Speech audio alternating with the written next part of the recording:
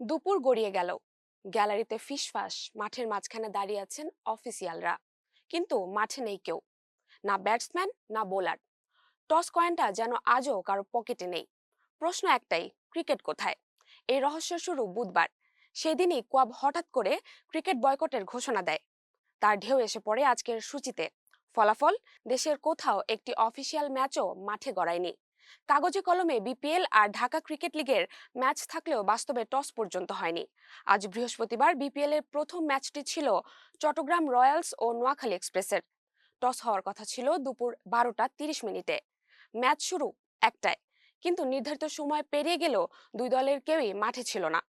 মাঠের মাঝখানে দাঁড়িয়ে থাকে ম্যাচের রেফারি শিপার আহমেদের কণ্ঠ ছিল বিভ্রান্তি। ইএসপিএন ক্রিকেট ইনফোকে তিনি বলেন, মাঠের মাঝখানে দাঁড়িয়ে আছি, কি হচ্ছে আমরা জানি না। বিপিএল এর টেকনিক্যাল কমিটি এই বিষয়ে ভালো বলতে পারবে। এই দৃশ্যের আগেই সকালবেলা থমকে গিয়েছিল Dhaka cricket league. Cricketers welfare association of বাংলাদেশের দেওয়া ধর্মঘটের হুমকি কেবল কথা ছিল না, তা কার্যকর হতে শুরু করেছে।